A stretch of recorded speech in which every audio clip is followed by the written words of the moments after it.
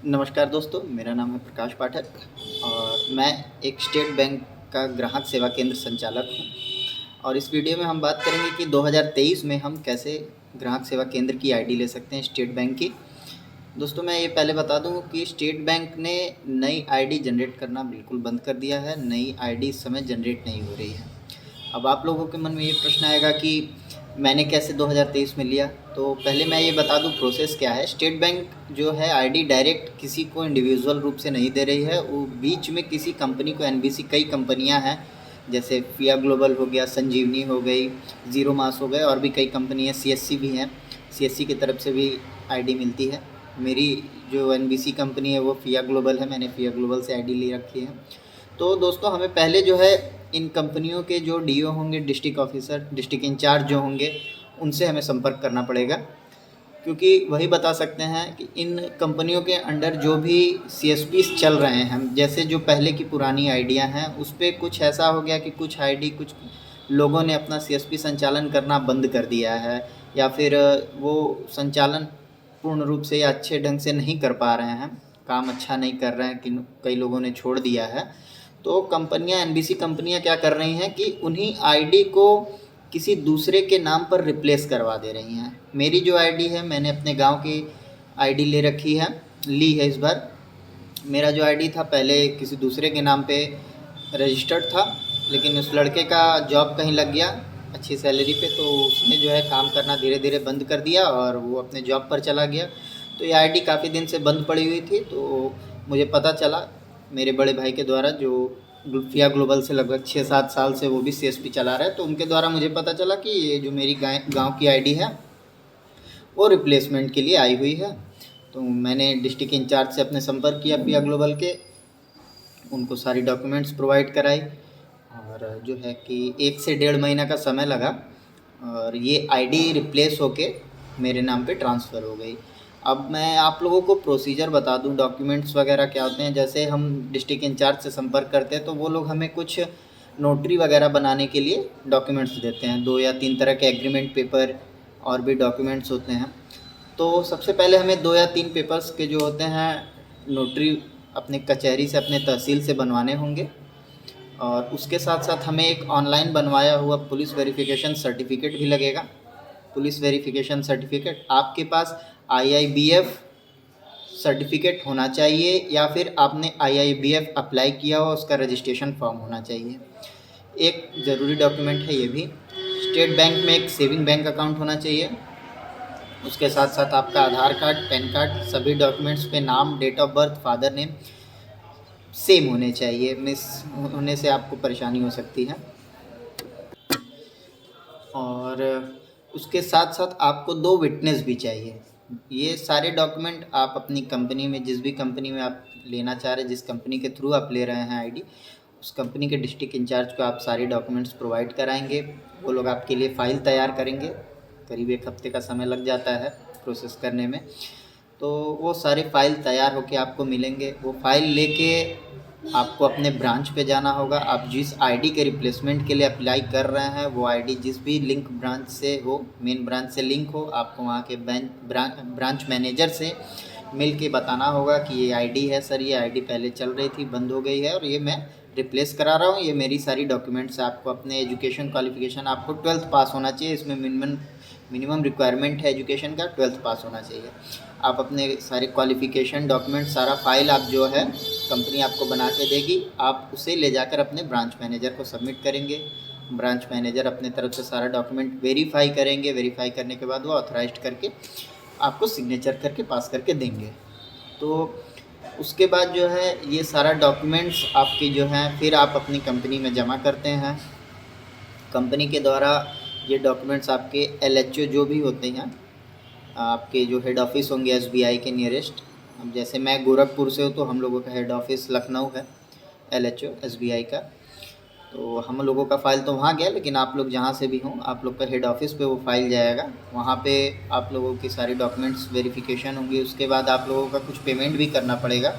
और हम लोगों के लिए इस बार कंपलसरी था कि आईडी का कुछ फ़ीस था, उसके साथ साथ एक एमएटीएम और एक पासबुक प्रिंटर हम लोग को लेना कंपलसरी था। तो हमने सारा चीज़ों का मिला के जो भी पेमेंट बना था बताया था सर ने, हमने कंपनी के अकाउंट में सारा पेमेंट डिपॉज़िट किया। उसके बाद मान के चलिए लगभग 1 से डेढ़ महीने का समय लगा।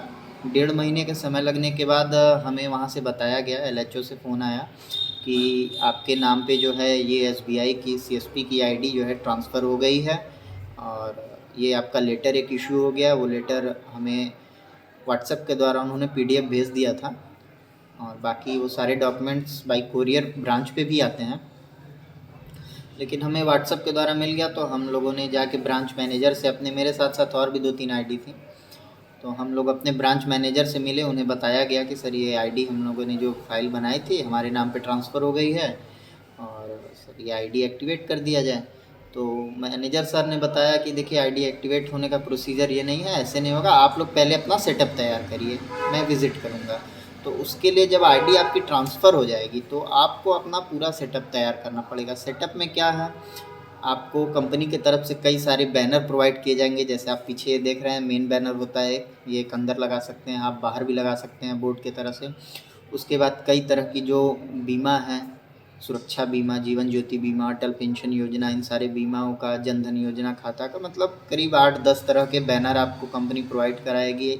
या तो उसको आप प्रिंट करा लीजिए या फिर आपकी कंपनी अगर आपको डायरेक्ट दे रही है तो सारे बैनर्स वगैरह लगा के आपको अपना सारा सिस्टम लगाना पड़ेगा, लैपटॉप, प्रिंटर, इन्वर्टर, इंटरनेट की सुविधा, सीसीटीवी कैमरा। उसके बाद आपको 5 तरह के एसबीआई में रजिस्टर आते हैं, वो रजिस्टर्स आपको लेने पड़ेंगे। 5 तरह, ट्रांजेक्शन रजिस्टर, अकाउंट ओपनिंग का रजिस्टर, कोई विजिटर आता है विज़िट करता है उसका रजिस्टर, कंप्लेंट का रजिस्टर, इस तरह से मिला के कुल 5 रजिस्टर होंगे। मतलब सारा सेटअप, बस आपको ये रह जाएगा बाकी कि आपकी आईडी आज चालू हो और आप काम करना चालू कर दें। तो इस तरह से आपको पूरा सेटअप अपना दुकान लगा के रेडी रखना होगा। फिर आपके ब्रांच मैनेजर विज़िट करेंगे, देखेंगे। कुछ जगहों पे नहीं होता है, मैनेजर सर लोग व्यस्त रहते हैं, टाइम नहीं रहता है तो लोग नहीं करते, कहते हैं चलिए बाद में कर देंगे, आप काम शुरू करिए। लेकिन हम लोगों के जो मैनेजर थे उन्होंने कहा कि नहीं, मैं विज़िट करूँगा। टाइम निकाल के उन्होंने जो है कि शाम को एक दिन बैंक बंद होने के बाद 5 बजे के बाद वो निकले और 2-3 सेंटर्स जो ओपन हो रहे थे सब जगह उन्होंने विज़िट किया, देखा हम लोगों का सेटअप, जो कमी बेसी थी वो उन्होंने बताया कि हाँ ये सब चीज़ें आप लोग मेंटेन कर लीजिए।